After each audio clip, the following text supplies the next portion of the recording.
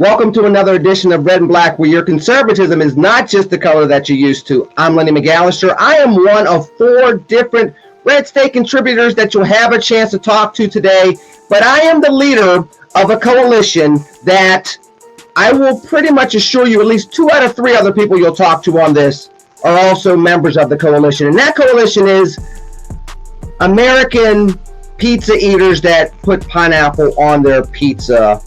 Society of America. What am I talking about? First of all, let me bring these people in, because the dude over there to my right is a heathen, and he doesn't put pineapple on his pizza, and he say all kind of blasphemous things to say about it. So I'm going to introduce him last, because I should. Because I have 2 ladies here, and it's ladies before gentlemen, and people that put pineapple on their pizza before heathens. So the lady up there, the queen of the show, even though she's going to have a little bit of running for money these days, but she's the editor-at-large at RedState, Kira Davis, who is somewhere in a bunker somewhere in California. I didn't even know they had bunkers in California, Kira. Oh, they do. I'm in a cabin in the woods. I'm isolated from all the crazies out there. I'm actually working on my book, Lenny, and it feels good to be in the middle of nowhere, to be honest. I haven't even breathed fresh air. I've just been sitting in this room. It's fabulous, and I'm okay with it. I could stay here for like another month. Can I ask you a question? If you're there by yourself, why have you been wearing a mask since before we started the show?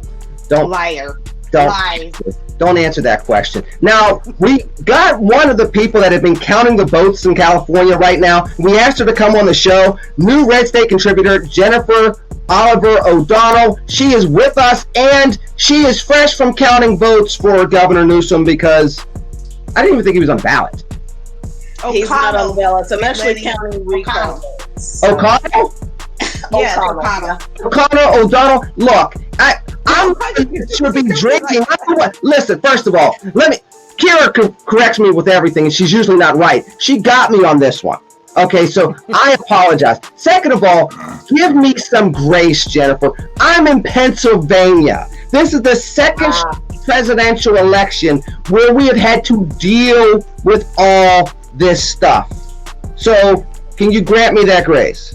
I will grant you grace, because we live in corrupted crack California, and we've been going through I don't know how many elections. Welcome to California politics, America. Exactly. We imported it to you, I think. Let me ask a question. If my excuse is living in Pennsylvania and Kira's excuse is the wine, what's his excuse? The man with the hat, Jeff Charles, down in Texas, who's kind of from California, reminds me of the fact that I'm the only non-Californian on the show again. Jeff, what's going on down there, man? I know that there's a lot of cheating going on. I'm not sure how much, and I'm sure we'll get into it, but I will guarantee you that every single person who is involved in voter fraud takes pineapple on their pizza. So that's the caliber of people that we're talking about here. So this is too much. Just saying.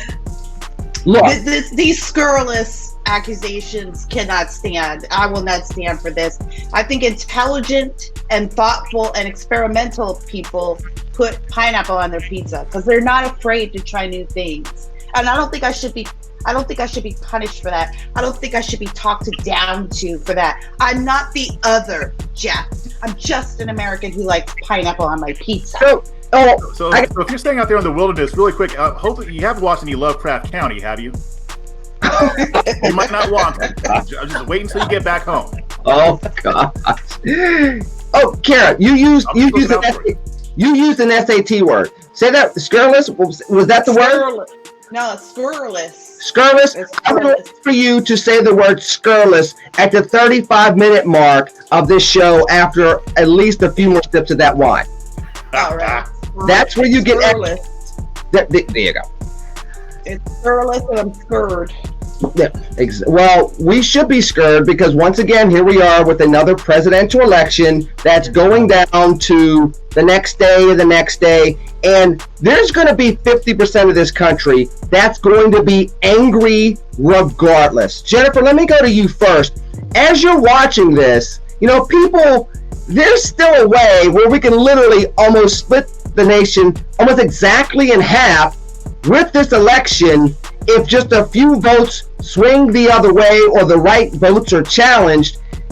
How do you see this playing out? Less about the election initially, but more about where the country's going after this election, regardless of who ends up winning it. I don't see us coming back from this.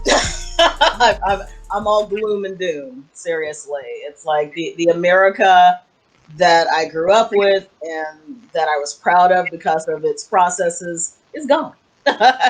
It's bye-bye. What happens, depending on who wins, and also if this type of election malfeasance is taken care of properly or if it's just swept under the rug, that's the question of what we'll do with that. But yeah, we're there's no going back. We've crossed the Rubicon, and we've got some, they like to talk about soul searching. We've got some soul searching to do. Kira, what do you think? I mean, we're at a precipice with the nation, regardless of who ends up getting the election. We're at a point in time where we sit where we were in 2000. The only thing that really united America after the 2000 election was, unfortunately, 9/11. The pandemic That was brief. Yeah, and the pandemic really hasn't unified us this year, and now we have a similar type of election. Where's the country going culturally after all this? I think this is a question that we still have some more information to come in, I think, before we can really wrestle with this, because things are still on the table. Things are still in play. We don't know what's going to happen when we hit stop on this record, let alone tomorrow or 2 weeks from now. I don't share Jennifer's complete sense of doom. I am disappointed. I think my biggest disappointment comes in the cheating. Like, I honestly feel like although I would be disappointed for a Trump loss, although that disappoints me, I can accept the will of the American people because I sincerely believe in it. I really do. Even if it doesn't go my way, I do believe that every 4 years the American people speak. And even if they're speaking to the, quote, wrong things, or they didn't get all the right information, I do believe that the American people speak. What troubles me is the idea of this cheating, watching it happen and openly. Jennifer and I are very familiar with how this stuff works here in California. I just didn't think I would see it to this level. Now we're putting all the pieces together, right? Mm-hmm. Why we were locked down for COVID when we shouldn't have been. Why this mail-in ballot was going on and on when it shouldn't have been.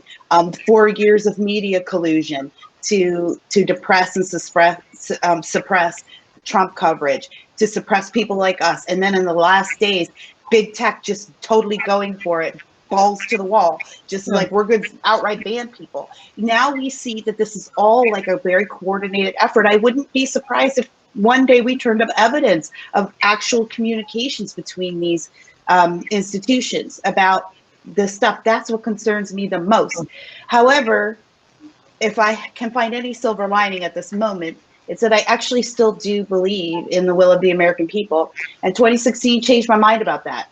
When Obama came along, I actually was one of those people that thought, well, maybe we're never going to get this back. Now the left is pretty cocky.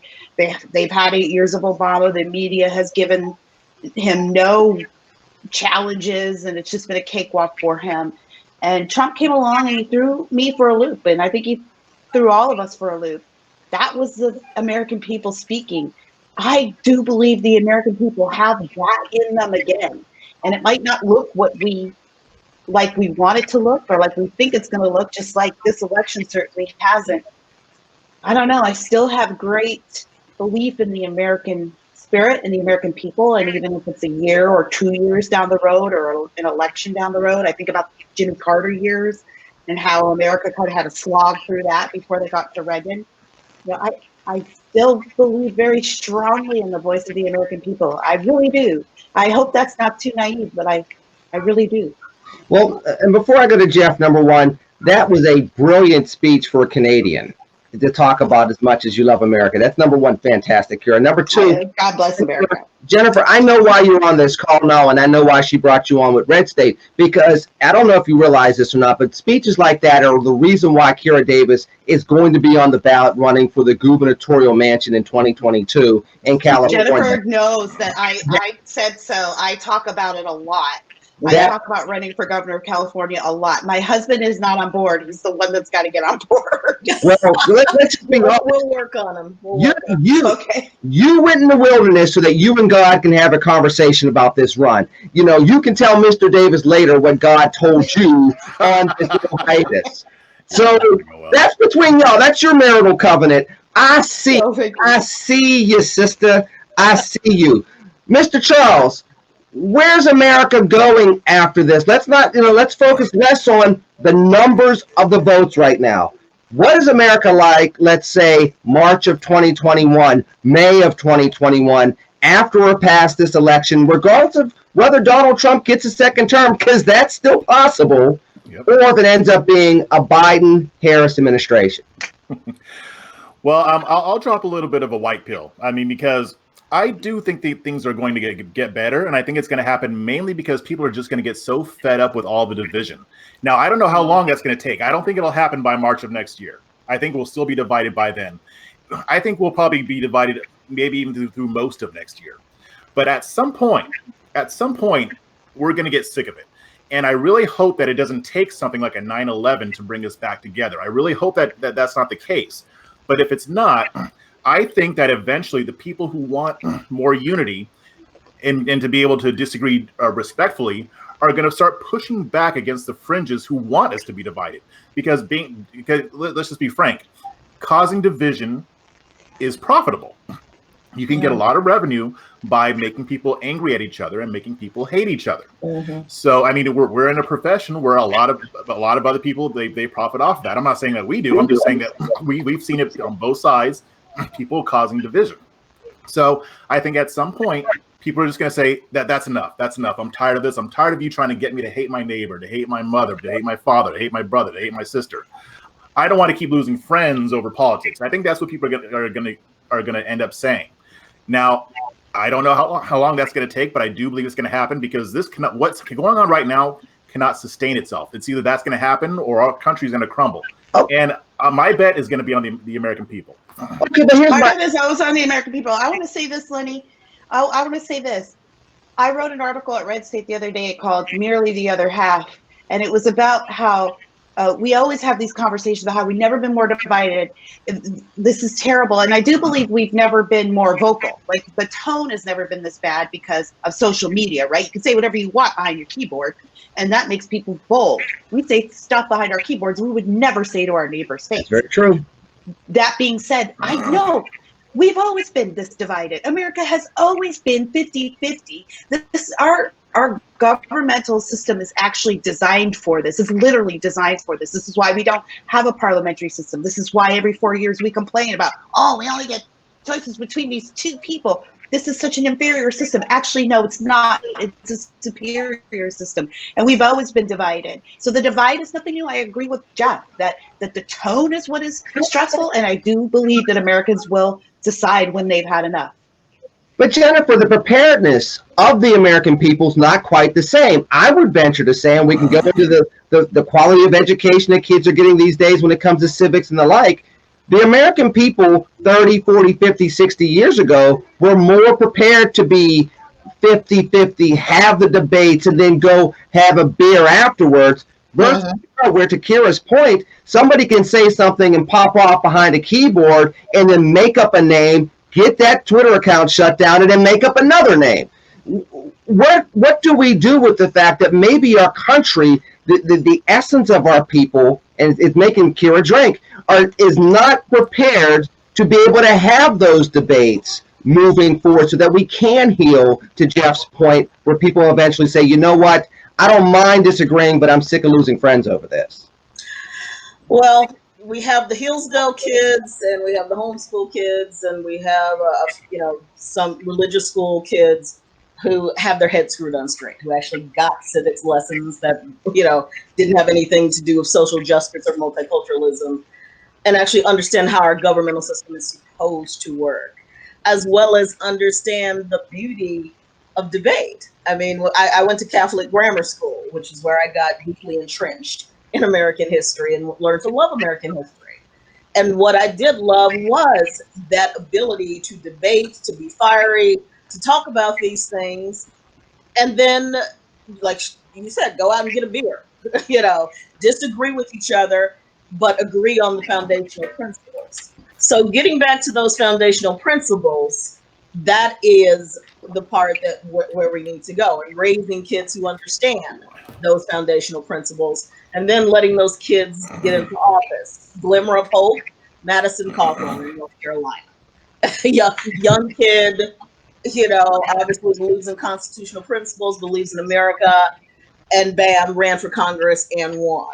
So we need to replicate him all over the place, or people like him all over the place. And there's, some of us ran, in California, losing battle, but at least they ran, and at least they got entrenched. So it's seeding those principles again. I had great hope when President Trump, said we're going to get rid of all of this, race theory crap and come up with, a 1776 thing. Now, obviously, that's up in the air, but maybe somebody in the private sector would pick that up. Well, it's kind of doing that, and that's great, but we need some, it needs to be taught again. What's interesting, people need to understand this process. It's interesting that you would say that, Jennifer, because yes, for one, I'm very familiar with the 1776 Project and Bob Woodson. I know that there are several different groups around the country that are doing that, but a lot of them are led at the statewide level. And Kara, if you look at the state races, in a year where the congressional and legislative maps will be redrawn next year, Republicans didn't lose any ground in Congress. They didn't lose any ground in the state houses and the state senates. They didn't lose ground below the presidential level. So there's something to be said about the conservative message in the 21st century continues to resonate. Look, we're at year 11, year 12 past the Tea Party. Remember, that was just supposed to be something that was just a blip on the radar. Year 11, year 12, you're seeing these areas still stay red. Again, Pennsylvania is going to be red with both the state Senate and state House, for example. This was an area that was always blue and had been run by Democrats pretty much for years. It's still a huge public sector union state, and yet Republicans gained seats in the state Senate, gained some seats in the state House, and you're seeing this across the country. So even if President Trump loses, you're seeing that the Republican message and the conservative message hasn't been losing. This is why I think. Oh, go ahead, Kara. I was just going to say, this is why I think that there's been, mass cheating here. I do expect some people at the top to just, like, Trump's polarizing, right? So there are plenty of people who would just vote for Biden but vote red down the ticket. That's not odd, but at these levels it is, and then seeing some of the discrepancies, that is. But I agree, and the way that I know that this is like a big deal, everything you're saying, Lenny, is that I get up in the morning, like today and yesterday, I woke up and all my liberal friends and family are bitching. That's all. They should be celebrating. Yeah. They should be so happy that Biden's going to cheat his way into the White House. And instead, all they can think about is how half the country voted for Trump. And they just are so shocked. They can't believe this blue wave never came. It was a drip. They lost seats in the House. The Senate now is being weird, but I have good vibes about that. I think the metrics sway red on that. And clearly what they've been doing with COVID, with education, with everything in the last few months has really, the voters, with gun control, the voters are responding to that. So I think I see that the agenda is not catching fire. The agenda is not exciting people. It's actually oppressing people, and people are reacting to that. So yeah, I do see, even here in California, like when all of the final numbers come in, I do think we're going to see some gains for red politics, to be honest. Not in the way that I wish we had this big miraculous flip, but I'm seeing it change. I mean, we've already had more, we're already counting more Trump voters in this state this time around than last time around.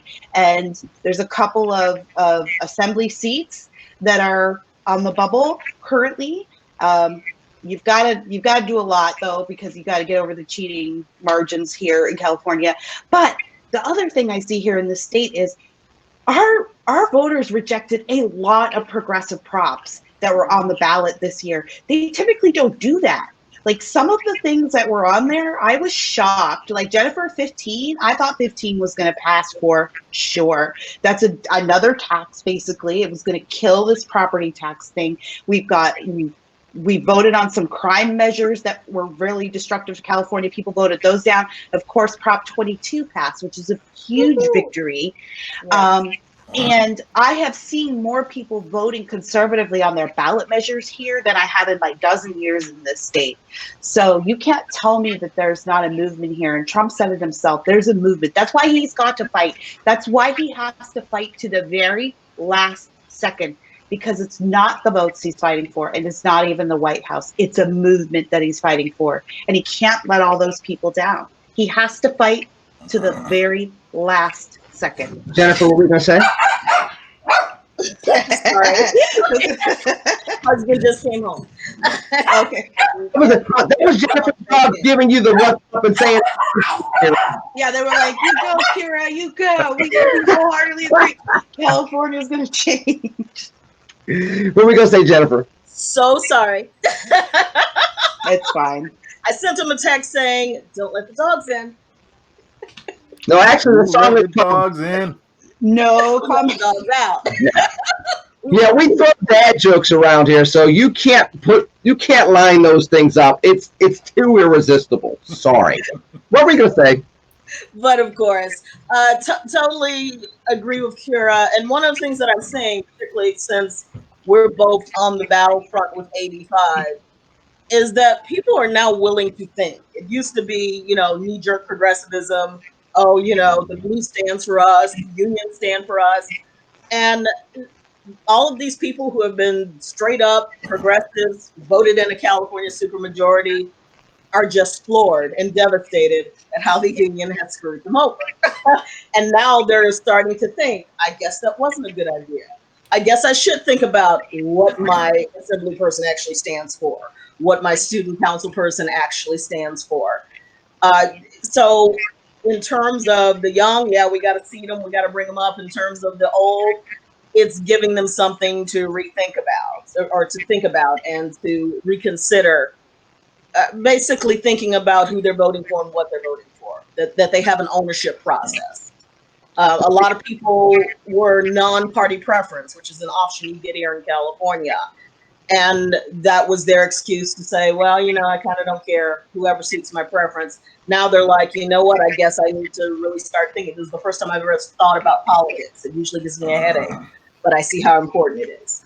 So I think that'll be a part of that soul searching that needs to happen, but people understanding that you gotta change where you are, and you gotta be responsible for your vote and what's happening in your area.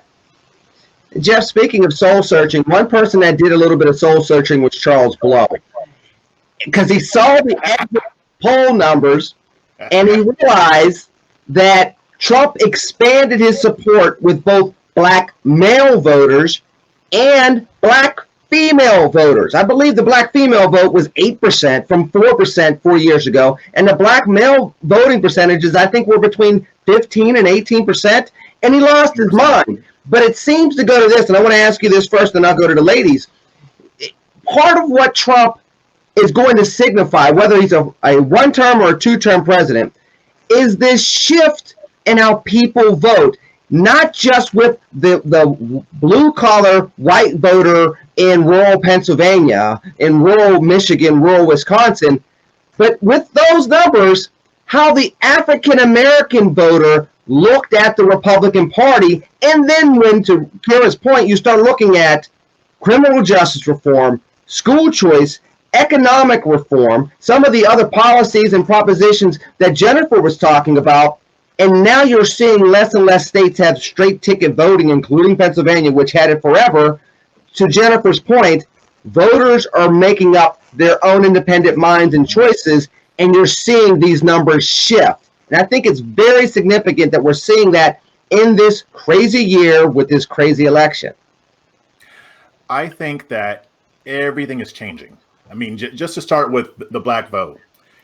Now, I knew he was going to increase his support in the black community. But when I read that tweet from Charles Blow, I read it twice because it just, the Schadenfreude was just so, it was so tempting. And I was like, yeah, stupid. You should have been paying attention and you didn't. Because here's the thing. It's not even so much that Trump reached out. I mean, that's a huge part of it. The fact that Trump even just reached out and said, hey, Black community, I want you to vote for me. This is what I'm going to do for you. This is what I've already done. First off, no other Republican president in recent memory has done that. No other Republican candidate for president in recent memory has done that. Trump did. On top of that, you have a Democratic Party that has treated the Black community like crap. And it's not that Black people didn't know it. I just think that Black people are just kind of finally getting fed up with it. And I think more are willing to consider the other option. I mean, the fact that Ice Cube wanted to sit down with both parties, and you saw the Democrats treat him, they're like, But then Trump's team said, no, let's talk. Let's see if we can incorporate some of what you're saying. I think that conservative ideas are getting out there more. People are more open to them. That includes the Black community. But I'll even tell you what, it's not weird to me that there were people who maybe didn't like Trump and didn't vote for him, but also voted for Republican down the line, because I think those ideas are getting out there. I have a friend, she's running for city council here in Austin, Texas. She's a conservative. Now there were 4 people running for her seat in her district. The incumbent, who was a rabid Marxist, couldn't even win the election. They have to do a runoff. And you know what? She was only 2 points behind him. So it's going to be this guy and her. And they're going to be running off in December 15th. 2 points behind him in Austin, Texas. That's like Ronald Reagan beating some communist in Russia in the Soviet Union. This is crazy. I'm so excited. Even if she doesn't win, the fact that she got so close is terrifying them. And I see that they're terrified because I see how they're attacking her now. So people are starting to think a little bit differently. They're thinking, I mean, I don't think it's quite to where we would want it to be yet, but she should not be as close as she is. So Trump has accomplished things that he wasn't supposed to accomplish. He's gotten more Hispanic votes. We've got more female congresswomen in the Republican Party than we have in the past. So things are changing. What I hope happens is that the Republican Party follows Trump's lead, whether he gets reelected or not. He set a prime example for all of his flaws and for all the great things about him. He set a great example for how the Republican Party should widen its tent and get out of this whole stuffy, just targeting on one type of voter. So this is, or giving up, a momentous occasion. Or giving up, yeah. Or you need to get out of this idea of giving up. You know well, we just don't have the urban centers. You know, the urban centers are really what is allowing all this cheating now. And I mean, I've been doing this long enough. Listen, guys, I voted in Gary, Indiana during the Bush years, and I can remember walking into that, and that's like 87% Black. I can remember walking into my precinct. It was my first vote I was allowed to cast as an American, and the machines went down when I walked in. And I can remember the poll workers going, "We're going to pass out these these manual ballots. Straight Democrat ticket is number 2. Just check off number 2. That's straight Democrat ticket." Now, at the time, I was a Democrat. So it didn't strike me as odd. You know, it didn't strike me as illegal or wrong. I was like, obviously, we're all just voting Democrat in here. So I've seen the corruption up close. I've seen the attitudes in the urban centers, and the GOP left the urban centers for dead. They left California for dead. There's a lot of votes here to get, guys, here in California. There are a lot of people to get, and they have abandoned us. They have abandoned our city centers. They've stopped throwing money behind innovative and exciting new candidates because all of the money goes to the safe races. Well, you know what? Trump wasn't a safe guy, and it's time for the GOP to stop playing it safe in some of these races. Start spending some money. Start taking some risks. It's amazing that you would say that, Jennifer. I'm going to go to you in just a second, because if you look at the last couple of elections, let's go back to 1992. The guy that won the election was not the guy that had a 90% approval rating after the Gulf War. It was the dude playing the saxophone on Arsenio Hall's show. The guy that ended up winning in 2000 was not the sitting vice president. It was the dude that overcame a little bit of addiction and owned a baseball team. Yep. The guy that won in 2008 was not the person that was married to a president or was a former vice president or was a U.S. senator. It was the dude with the Muslim name from the south side of Chicago who used to like smoking a little dope before he got serious about his books. And then in 2016, it wasn't the former Secretary of State or this one, that one, or the other. It ended up being the dude that used to host The Apprentice, who never ran for class president. So what is it saying? Jennifer, I'll get to this. It goes back to what Kara was touching upon. There's something to be said about trying to capture charisma and a new direction to get emerging constituencies rather than always being behind the curve, which, let's be honest, when it comes to emerging constituencies in the Republican Party, the party's been behind the curve for 20 to 40 years, at least. Yeah, big time. To go back to what Kira was saying, taking risks. That they're refusing to do anything to take risks. Going for the religious vote, going for, the military vote, going for this. Those are safe areas. And they've ceded the rest of everything else so that they can depend on those safe areas. What Trump did was said, we're here for all Americans. We're going to go for all Americans. I don't care where you are. So, look, Black people, the Democrats have screwed you over for close to 60 years. Give me a chance and see what I do. And lo and behold, he increased his Black voting base, had a ton of enthusiasm behind it. In terms of charisma, I always say that it doesn't matter what your message is. It could be a great message, but yeah, if you have absolutely no charisma, no draw, you can't articulate it, sorry, nobody's going to vote for you, especially in this age of Twitter and TikTok. People's attention spans are about this small. I don't know, Jennifer, is that true? Because Joe Biden he campaigned from his basement. He barely came out. And now he's in the custody of the White House. So is that true? This was a referendum election, though. That's the difference. They weren't voting for Biden. and there's another aspect of Biden that a lot of us don't want to admit, but Biden is a likable guy. Like, he seems like a nice person. Like he's, I remember that whole beer summit thing. He's an old school politician. Yeah. Yeah, but there's one thing I remember about him. During that beer summit, you remember that with Obama, and they sat down. I remember everybody pointing out that Biden was the only person that actually took a sip from the beer.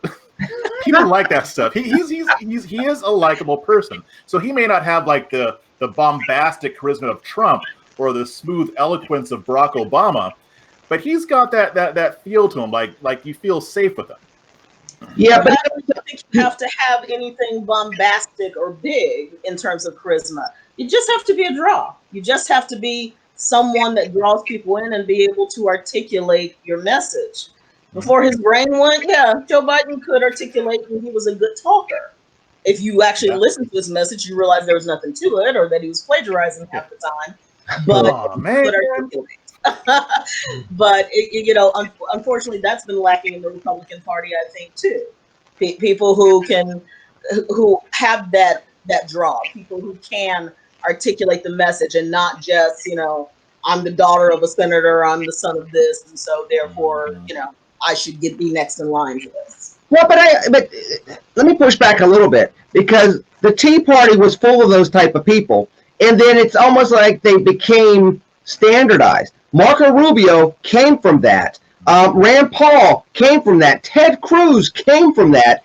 And it seemed as though once they got to Washington, they kind of wanted more to fit in than they were to continue to keep that going. And as a result, by the time we got to 2016, rather than bringing the oomph that made them who they were, because they all overcame odds, right? I mean, Paul wasn't supposed to win in Kentucky. Marco Rubio was going up against a Republican governor in Florida and was 70 points behind in the polls at one point in time. And Ted Cruz ran against Rick Perry, who was the governor at the time, Rick Perry's hand-picked selection for the Senate in 2012. So you had these dynamics coming into play where people could have been that, but they seem to have abandoned that, Kira. Will people start taking advantage of the momentum that's there now and realize that America really wants a new path? They rejected Trump because he was an incumbent, not necessarily because they picked Biden per se. And they rejected Clinton because Clinton was old school. And you're seeing all these fresh new faces in Washington, D.C., in part because people on both sides seem to be sick of the establishment and they really want a new essence coming out of the American body politic. The DC bubble is real. It's a real thing. Inside the Beltway culture it's seductive. It's why you see sometimes we appoint what we think are conservative judges, and then they go and then they turn into like the cocktail party circuit judges. It's a seductive lifestyle. And it's also, you're a minority if you go in there and you're an outsider. So it doesn't surprise me that people kind of start to adjust to the culture. The legacy of Trump will be either, if he leaves in January or leaves 4 years from now, the legacy of Trump will be giving some of these people permission to be a little more bold. Let's look at Ted Cruz.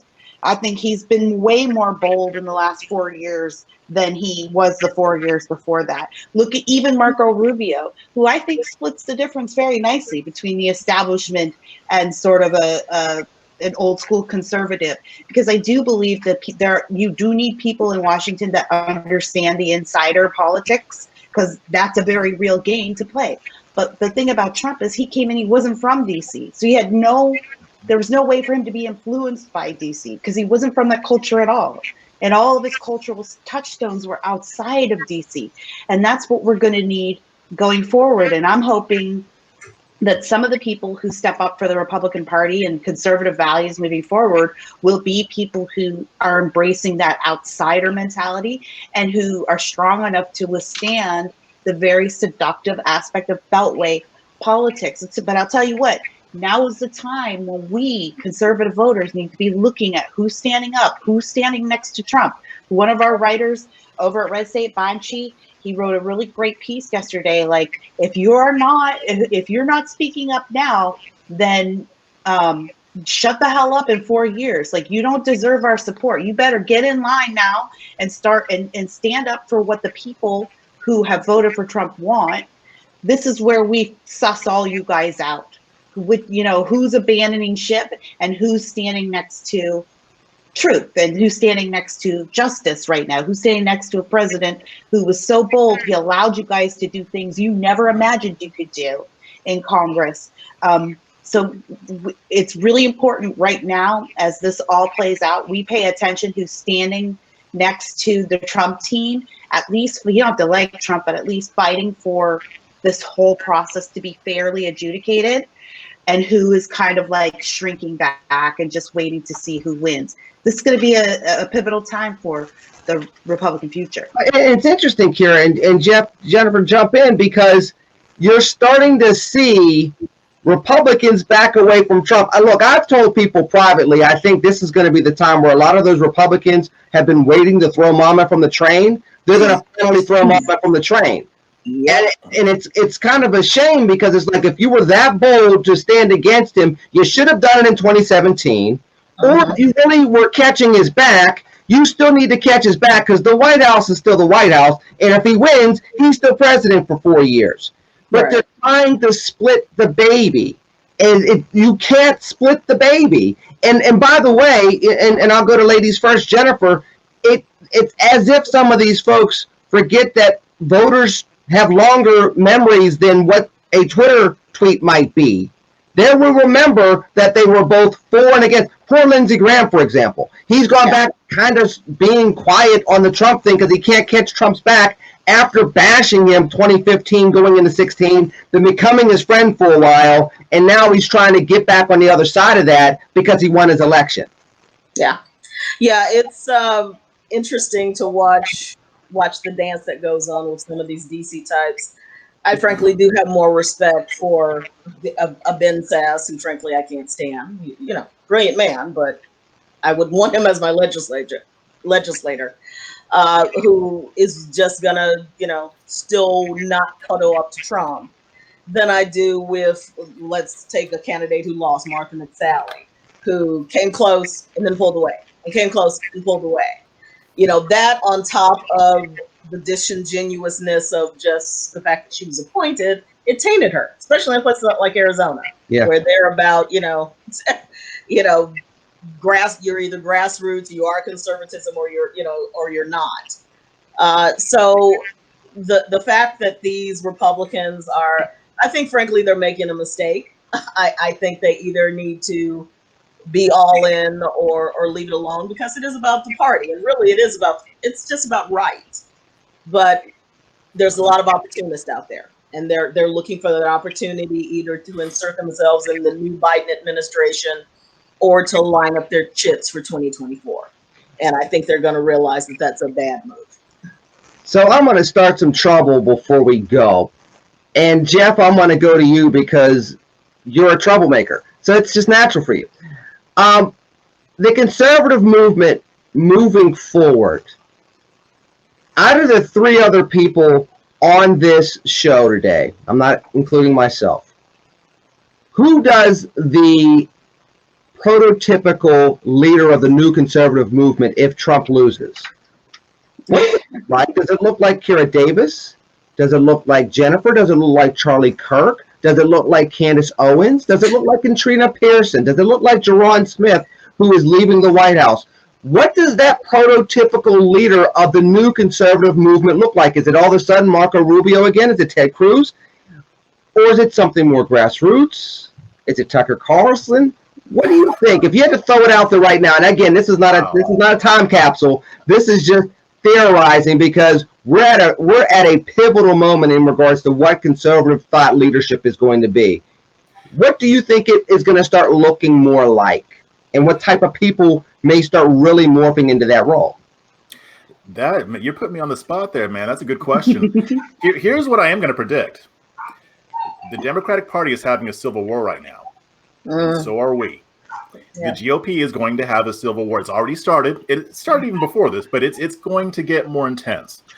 You're going to see the establishment, and I think that the leaders that you're going to see on the other side, the non-establishment, are going to be more of those grassroots type of folks that you're talking about.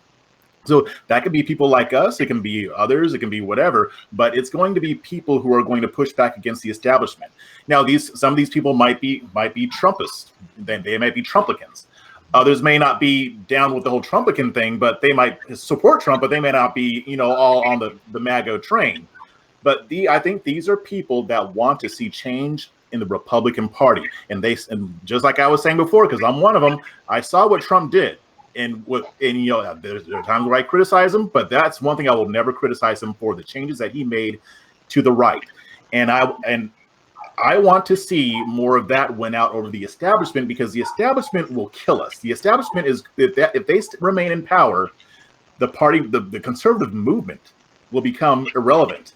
So I think you're going to see a lot more people saying, hey, no, we need to do things differently. The way you've been doing it isn't working. I talked to a young man on election day, actually. I was on a live stream. His name is Topher, and he was talking about how a young black man, and he was on Fox News, and he talked about how he didn't want to just go on with the bow tie and the suit like normal black conservatives do. He went on and had a beanie on, and he had a hoodie. Great. I'm like, do that. Keep doing that, because we need more of a diverse base. And I don't necessarily mean just racially. I just mean as far as different walks of life, different types of people. We don't need to have the same mold that everybody conforms to. So I don't think it's going to be the Charlie Kirks. I don't think it's going to, honestly, I don't even think it's going to be the Ben Shapiros. I think you're going to see other people rise up to take their place and to say, and to demand and force change in the Republican Party.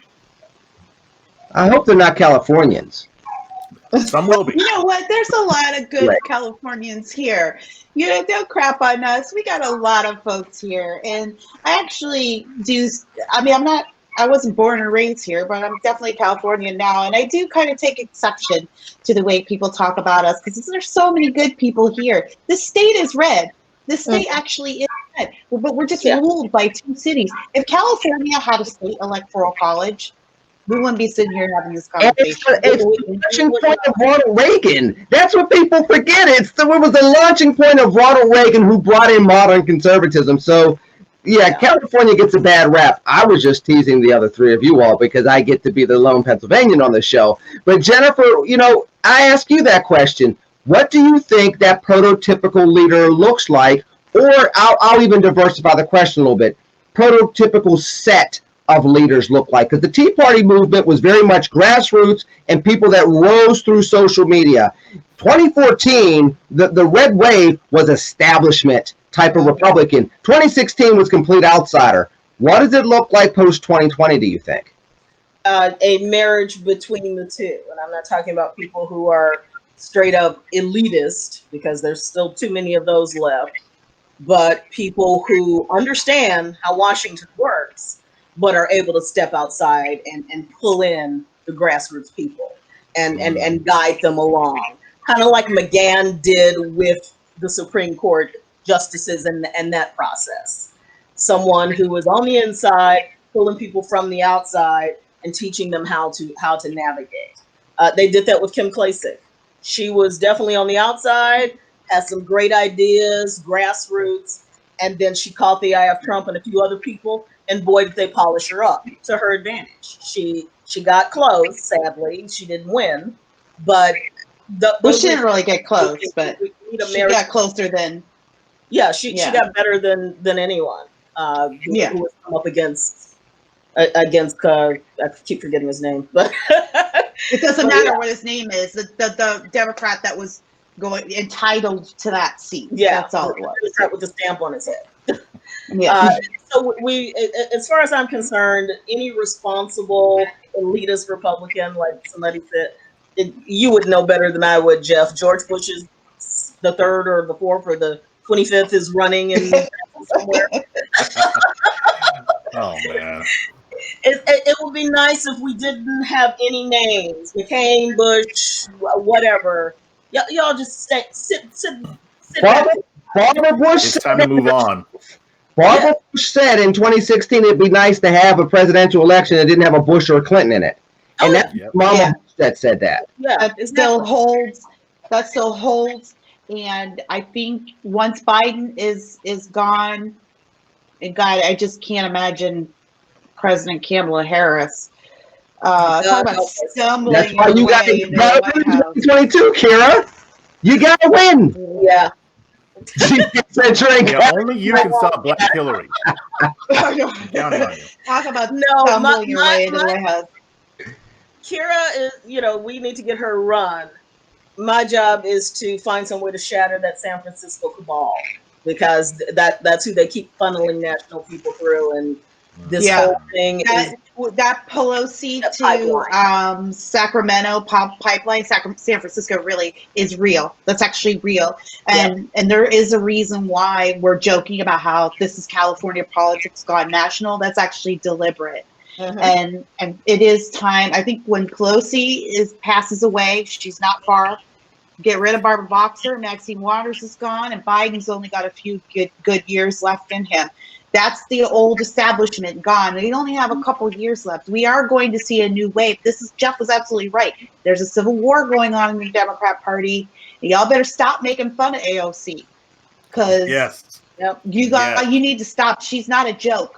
She's not a joke. She's dangerous. Now, it would be to our advantage to make her the next Bernie Sanders, and I'm hoping that's the way that goes. But she goes so far left that we just get to put her in the Bernie Sanders category. She makes some trouble every few years, but mostly she's the lone. But do not count out that squad and what is happening in the Democrat Party now. But I believe that the people who are the next leaders of the conservative movement, we don't know them yet. They're not here yet. We don't know their names yet. There's nobody we're looking at. Why do you say that? Because I mean, look, and I'm not trying to boast on any of my wonderful friends here, but you all are well positioned. You all have people listening to you, and you all make sense. Why do you think it's somebody that's not here yet? Do you think that it has to be somebody that's an elected official? Because let's be honest, nobody heard of a chubby, bald radio DJ from KQV here in Pittsburgh until Bill Clinton got into office, and then all of a sudden he became Rush Limbaugh. Nobody heard of the college dropout that couldn't keep a job and had some personal issues until he got hired with CNN and then became Glenn Beck. So I get that, but there are other instances as well where it seems as though there should be some pathways for people that are already out there. So do you really, really think that all of those people probably are not in the mix yet? No, they're in the mix. I mean, there's like certain established, like I always bring up Rubio's name I actually think Rubio is like the perfect example of what Jennifer was saying. Like a mixture of insight about like politics, but like he's got that Tea Party conservatism, and then Trump emboldened him quite a bit. I mean, quite a bit. Like he's just kind of come out of his shell in the last 1 or 2 years. He may be one of those guys that gets it, and Cruz is another guy like that. But as far as like, I think what we'll see is another person to come out of left field that we just don't know who that person is yet. Just like Trump came out of left field, just like Obama came out of left field. You know, we're personalities, and I don't like. Oh, sure, I would love to be like, yeah, I'm going to lead this great conservative movement in California. I'm going to run for governor, and it's going to change everything. But I'm also just a political commentator, not a politician. You know, I don't know. What? Hold on. I gotta go to Jennifer after I say this. Arnold Schwarzenegger was your governor. Right. Jesse Ventura, Jesse the Body Ventura, was a governor. I forgot about him. Mm-hmm. Sitting here having a conversation about the former host of The Apprentice, whose his tagline was "You're fired," possibly getting a second term in the White House, and you're underplaying yourself as a political commentator. Stop. Yeah. Go before we have to leave, please. And you also have, you know, the personality already and the presence already. Sonny Bono was a congressperson out of California. Right. All Franken. A while. No, you make I don't want to say you make a mistake, but you underestimate the fact that both Trump and who else did you mention? God, I've forgotten. But Trump has been doing runs a long time. Yeah, nobody took him seriously, but he obviously had plans and pathways years before that he wasn't necessarily quiet about. We thought of him as a businessman, and then it was just the right time. And when it was the right time, that's when he slipped in and did his thing. Actually, Obama, hello. Oh, and I come from Chicago, born and raised, so I know Chicago. Whoa. We're from Chicago, real quick. West Side. West Side. Okay, I was a South Sider, but that's all good. I know everybody's a South Sider. I feel sorry for you. But Barack Obama was groomed and, you know, steeped. Yeah, he was. Politics, and it's which is why when he ran and they, you know, painted him up as this articulate and smart and above politics, I'm just like, that's impossible. Anybody who comes up, it's impossible to come out of Chicago. That does not happen. But they painted a nice narrative. So I think those people are around and are being prepared, and the narrative and the timing just has to happen for them. And I'm going to say this before I wrap up the show. I keep saying it. There's a reason why Kira's off in the wilderness, soul searching.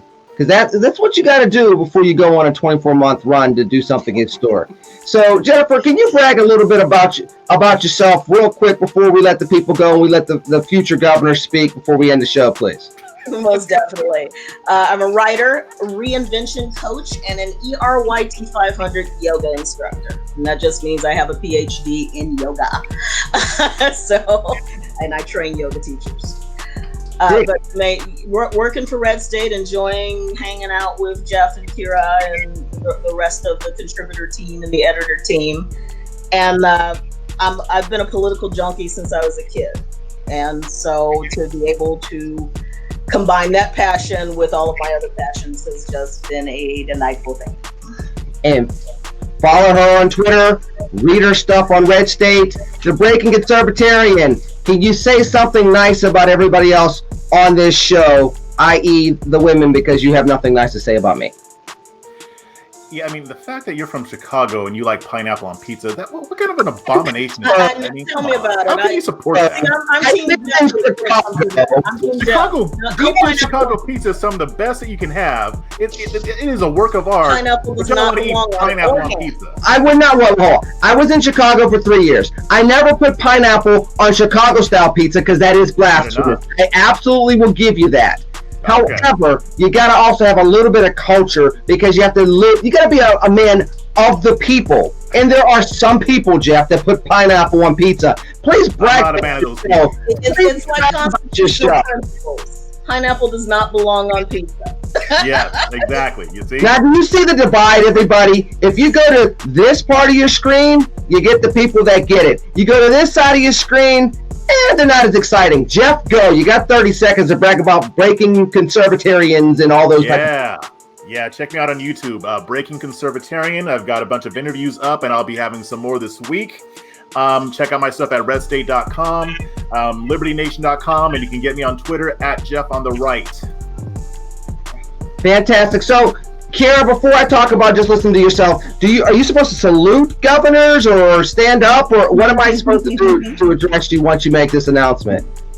Well, you can bow. I think that's what I'll make. That'll be my first executive order as governors. Everybody has to bow to the governor. See how that goes. Should come back in fashion. No, the person. Listen, my husband. He's gonna watch this, and he's not gonna think it's funny at all. Like he does not. He 100% is against me running for governor, and I bring it up a lot, and I have for years, over and over again. Look.